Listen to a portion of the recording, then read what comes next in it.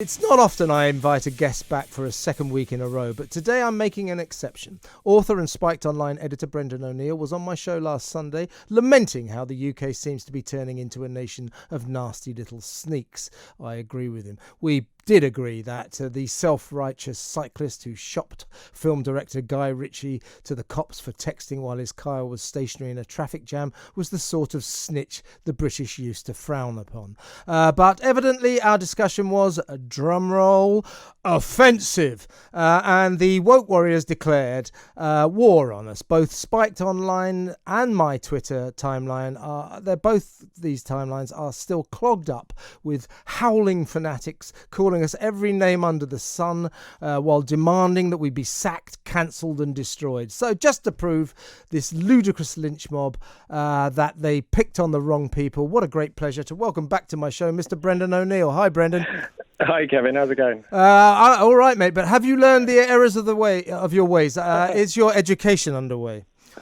I will now stop saying all those things that we said last week. No, of course not. I mean, that's what these kind of people want us to do. And, that's why they harass people online. And, I mean, this is one of the reasons I generally don't use social media, and I never have. The only social media I use is Instagram because it's much more polite. It's just pictures of food and cats and funny things like that. Yeah. And there's not really any political debate or tension.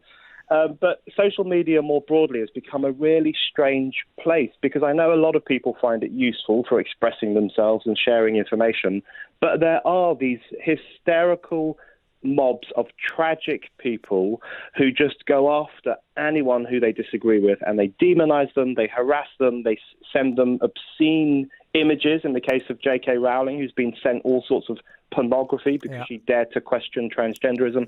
And I think these mobs are now actually a key part of the new culture of intolerance, and they are hell-bent on silencing people who they disagree with. Well, you and I mean, you are wisely not on Twitter, but your website Spiked Online is, so via that they bombarded you and they bombarded me with lots and lots of pornographic pictures, calling us, the most revolting names, like disgusting use of English by these people. And I just don't know what they think they're trying to do. What are we supposed... I'll tell you what annoys them, Brendan, is when you... and I shouldn't do it as much as I do, but I tend to send back facetious little messages, yay, oh, thanks, great to know, and all this. They get very, very angry when you don't take them seriously.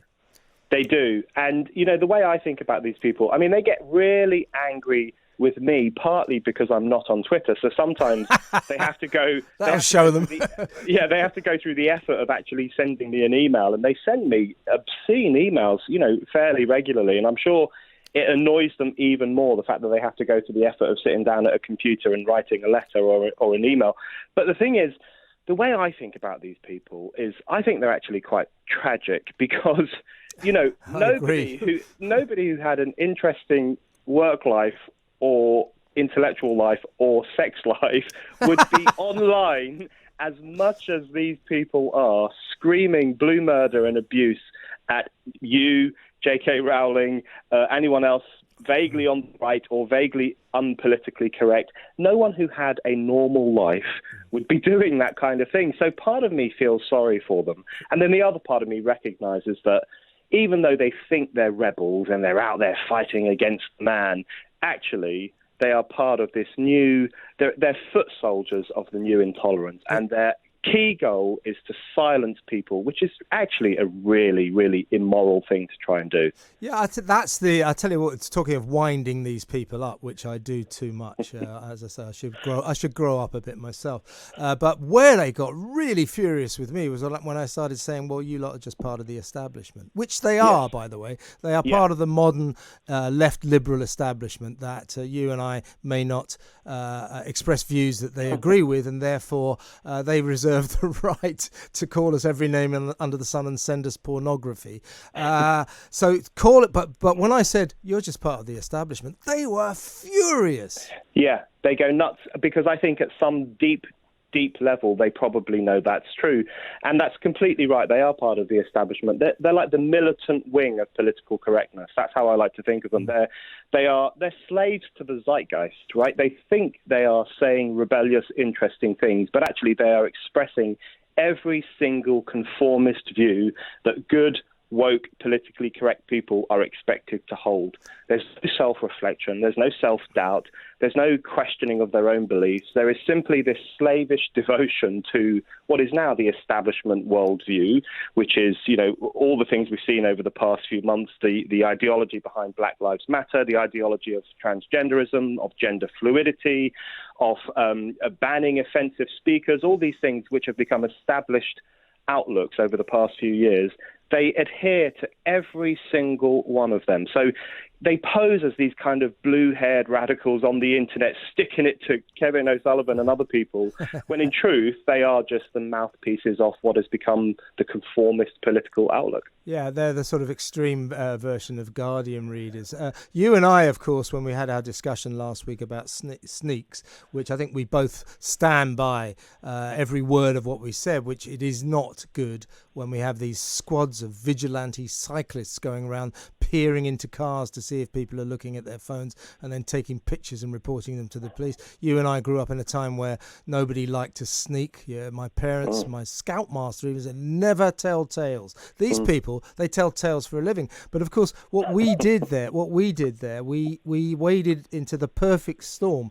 It's these left liberal fascists with their pornography messages and cyclists. So the two of them seem that the cyclists, I think, are the military wing of the of the woke movement. Exactly right. Cyclists, God, politically minded cyclists who think that by getting on a bike they are these morally pure people. I mean, they are so irritating. And actually, what these groups of people have in common is just this conviction that they are the most pure, good people, and that everything they think is correct, everything they do is good and proper, and they are morally unimpeachable. And when you think of yourself like that, you do end up doing really bad things, in fact, because you think you're so correct and so wonderful and so unquestionable that you can send pornographic images to J.K. Rowling. You can bombard talk radio hosts with abuse for hours and hours on end. You can take photographs of people who are texting for 5 seconds while their car is stationary, because you're so convinced of your own righteousness that normal standards of behavior go out the window, and anything can be justified as part of your crusade to correct the stupid masses or people who have incorrect thoughts. So these people are actually, it is funny. I actually find it quite funny and tragic, and I think they're all a bunch of geeks. Yeah, I was going to say, careful there. Yeah, right, a bunch of geeks, and they probably have quite sad lives. That's all true. At the same time, the culture that they are part of is actually really worrying, because it is a culture that is increasingly unforgiving and cruel against anyone who holds a particular point of view. It's really quite nasty. Yeah, it's utter intolerance to those with whom they disagree. One of them, one tweet I got was, it started like this, from a cyclist. And by the way, I've been discussing with my talk radio colleague Mike Graham that these people put on their profiles on Twitter, cyclist. Well, it's like you and I don't put pedestrian. No. It's like their form of transport sums them up. But one of them sent me this tweet saying, it began, I'm a carer for a disabled teenager. Do you object to the LGBTQ community? Are you transphobic? And so on and so forth. This is because I said that a person who takes a picture of someone in a car in a stationary traffic jam and reports them to the police is a snitch. It develops into this sort of mass political assault on me, as if because I don't like snitches, I don't like what that guy did. I'm a transphobic, I'm homophobic, I'm a fascist, and so on and so forth. What they're effectively saying there is they're saying you're evil, right? But they don't use the word. These trendy, intolerant, crazy people, they don't use the word evil because that's too old-fashioned and too religious for their liking. So they have these new words. So when they call people transphobic or homophobic or Islamophobic, they never do it on the basis of any evidence. You have never said anything insulting about those communities. No. I haven't. But what what they mean is you're an evil person, so we're going to throw these insults at you to tar you with this brush and to build up a pylon against you, in fact, online. But, I really dislike those phobic words because, anyone who criticizes any aspect of transgenderism is called transphobic, even if they do it politely and nicely and intellectually. Anyone who questions anything to do with the Quran or the Muslim belief system is Islamophobic. If you're a Christian and you oppose same-sex marriage, as many Christians do, you're called homophobic. So that phobic word is another part of this crusade to demonize people who actually have, perfectly legitimate moral, political viewpoints. So whenever I hear the phobic word being thrown around, I get a bit worried. And I think that's part of this mission to paint anyone who disagrees with them as evil, beyond the pale, and deserving of abuse. I think these people actually think that people like you and me, when we get deluged with their pornography and their nasty tweets and their nasty Facebook messages, that we will weep and say we will never do this again. And they do actually use the term re-educate yourself, which is Maoist China through and through. Just before you go, Brendan, on a sort of slightly different issue, what we're talking about here is freedom of speech. Freedom of speech gets crushed when people start playing around with our language. Did you see CNN this week put out a tweet referring to that individuals with cervixes should get regular cancer checks? What they mean is women. What on earth is going on there? I found that really horrifying, actually, when CNN said individuals with cervixes. And it's not the first time this has happened. There have been a number of media outlets and institutions which now refuse to use the word woman. And anyone who says cancel culture doesn't exist, or anyone who says the problem of censorship is being exaggerated, needs to explain to us how saying the word woman in polite society has become a dangerous thing to do. And that what they're doing is they're kowtowing to the very small, very noisy transgender lobby, which wants to erase the word woman because it's offensive to people who might identify as a woman or identify as a man.